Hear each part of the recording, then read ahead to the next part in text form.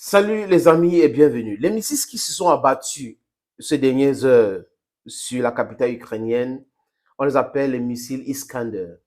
Les missiles Iskander, c'est quoi? Ce sont ces missiles longs de 7 mètres 3, 7 mètres 3, qui portent des importantes charges. Ça peut aussi porter une charge nucléaire, ces missiles Iskander. Et c'est sur la photo que vous voyez là, ce sont les missiles Iskander. Et ces missiles sont de courte et moyenne portée. Donc, on peut tirer à partir d'un bateau ou d'un avion. Et les bombardiers stratégiques aussi peuvent tirer ces missiles Iskander. Les Russes ont envoyé 11 pour détruire les aérodromes, pour les pistes d'atterrissage, des dépôts de munitions en Ukraine. Et le porte-parole du ministère russe de la Défense a dit qu'ils ont atteint tous les objectifs. Par contre, les Ukrainiens disent qu'ils ont abattu tous ces missiles-là, sauf un qui n'ont pas pu toucher, mais qui a créé les dégâts de 11 missiles que les Russes ont envoyés. Et il y a un porte-parole autrichien, ambassadeur, qui était dans un ministère, qui dit qu'il a vu comment la capitale était secouée par les bombardements, mais il n'y a pas eu de morts, mais seulement 2 personnes, les enfants. Le même discours. C'est-à-dire que les missiles cherchent uniquement les enfants pour toucher. Les armes russes cherchent toujours les enfants et les femmes enceintes pour toucher. Ils abattent tous les missiles. Après, ils commencent à dire ceci, les amis, que les Russes veulent épuiser les défenses aériennes. Épuiser votre défense aérienne. Ça veut dire que eux-mêmes, ils sont en train de reconnaître qu'ils n'ont pas assez de missiles pour capturer les missiles que les Russes envoient. Maintenant, quand ils disent qu'ils ont capturé les missiles, faites très attention. Parce qu'à chaque fois, ils disent la même chose, mais ils montrent la destruction. Est-ce que vous vous rappelez qu'ils disaient que très bientôt, leur contre-offensive va débuter, ça va débuter, vraiment ça va débuter. Et on n'a pas vu, on a vu les actes de terroristes, ou pour appeler ça du sabotage si on est ukrainien ou occidental.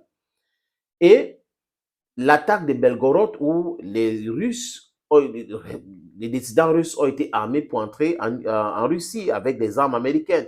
Vous avez vu que la Maison-Blanche, le Conseil de sécurité des États-Unis, le ministère de Défense des Américains, des États-Unis, le chef d'état-major de l'armée américaine, ils ont fait une sortie pour avertir les Ukrainiennes. Pour avertir les Ukrainiennes jusqu'à cette rebelle d'ancien député a fait une sortie pour dire non, c'est les armes qu'on a récupérées à Bakhmut. Ils étaient à Bakhmut, ils ont fait la guerre avec qui ils ne peuvent pas prouver parce qu'en face, on a tout récupéré, on a tout brûlé. C'est Wagner, c'est Prigogine. Les amis, c'est quand même ahurissant d'écouter ce genre de discours. Et chaque fois, je vous dis ici que ces gens-là mentent comme ils respirent. Ils sont des experts en mensonges, donc c'est des mythomanes patentés. Ils ne peuvent pas dire la vérité. Quand ils disent la vérité, sachez que c'est parce que ça a déjà leak. Il y a des leaks et ils sont obligés de venir affirmer que oui, c'est ce qui s'est passé. Ces missiles Iskander, des moyens et courte portée, ça peut être comme je vous ai expliqué tout à l'heure.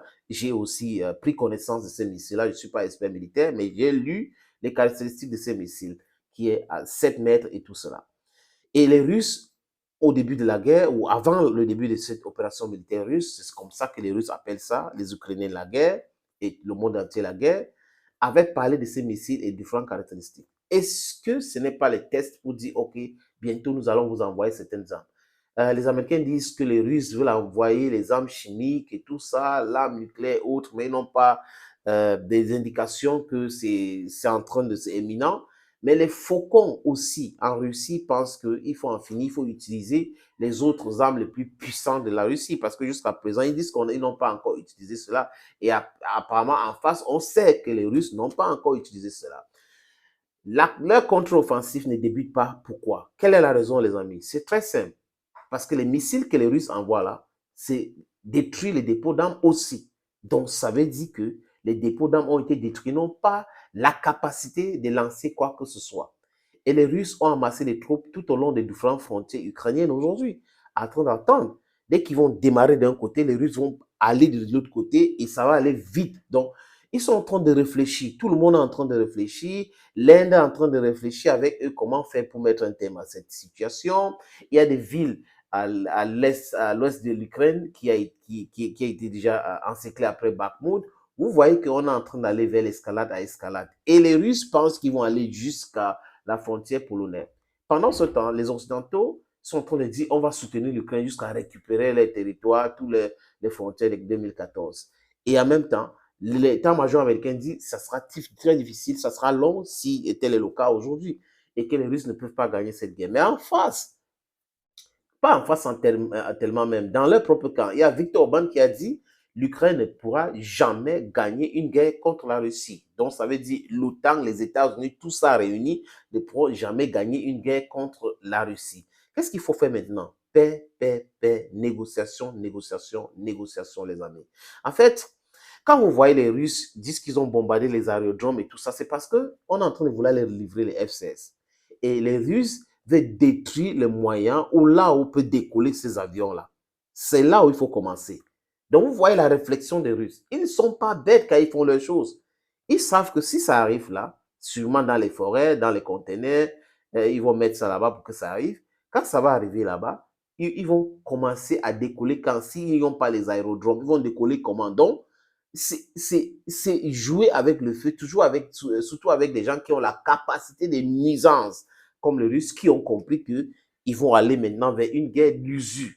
Donc, c'est une guerre d'attrition et qui va payer? C'est les Occidentaux. Parce que l'opinion publique est versatile. Oui, aujourd'hui, demain, non. Et ça commence fort dans les autres pays. Et vous allez voir, les chefs de gouvernement, les chefs d'État vont perdre leur position, vont perdre leur poste. On va les bouter hors de différentes présidences. Et ça va continuer comme ça. Peut-être d'autres personnes qui vont venir vont recommencer à parler de la négociation. À quoi bon donc de traîner pour parler de la négociation? Les amis, je vous suggère de regarder une petite vidéo chez nos amis des propagandistes là qui parlent de missiles Iskander et que les Ukrainiens disent qu'ils ont abattu ces missiles avant de s'énerver contre les Iraniennes. J'y arrive enfin. Thank you for your indulgence. Let's watch this little video. Alors, on prolonge cette réflexion en se demandant si, malgré nos immenses doutes, ce qui est en train de se passer à Kiev ne participe pas de cette idée que la Russie n'a pas renoncé, malgré tout, à prendre l'Ukraine. Fanny, quand on parle de ce qui se passe à Kiev, on parle du redoublement des bombardements sur la ville, clairement observé ces derniers jours. Oui, David, faut-il lier donc cette idée à ce redoublement des bombardements? C'est difficile à dire, mais c'est possible. En tout cas, on assiste aujourd'hui à la 16e attaque depuis le début du mois de mai sur la ville de Kiev. Ça fait donc plus d'une tous les 2 jours ou toutes les 2 nuits. Avec ces attaques constantes, l'ennemi cherche à épuiser la défense aérienne et à maintenir la population civile dans un état de profonde tension psychologique, dit l'administration civile et militaire de Kiev ce matin. La Russie, de son côté, affirme avoir détruit ses cibles, des cibles, précisons-le, c'est ce que dit Moscou, des cibles militaires, notamment des aérodromes dans l'ouest de l'Ukraine. Surtout, ces attaques sont de plus en plus massives. Dernier signe en date, l'utilisation du missile Iskander. Ce que vous voyez sur cette vidéo, c'est sans doute l'un des débris de l'un de ces missiles qui a été détruit par la défense antiaérienne ukrainienne. On le voit tomber sur ces voitures qui circulent sur cette route.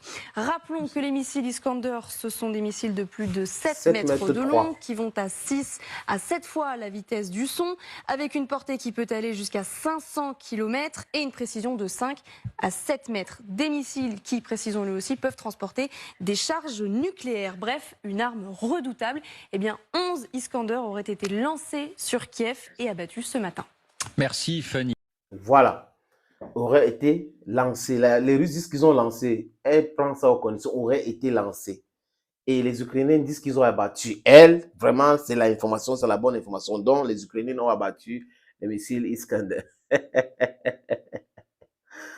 Parlons paix, parlons paix, parlons paix. Vous voyez les Iskander qu'on commence à utiliser. Après, il y a une autre vague de missiles qu'on va commencer à utiliser. Comme on utilise déjà les missiles qui peuvent porter une charge nucléaire, ça devrait passer un message dans vos têtes. Ça devrait passer un message dans vos têtes. Il est temps de penser autrement pour mettre un terme à cette situation qui ne fait que durer, parce que c'est le peuple ukrainien qui souffre. Franchement, le peuple ukrainien souffre. On peut dire que les Russes commencent à ressentir ceci, cela, non, mais c'est le peuple ukrainien qui souffre. On est en train de décimer la population masculine de l'Ukraine, parce que ce sont des hommes qui font la guerre. Pour les remplacer, il va falloir du temps. J'ai vu une image l'autre jour où une dame disait que au Nigeria, on a 67 millions de hommes pour 173 millions de femmes. Vous voyez ce déséquilibre?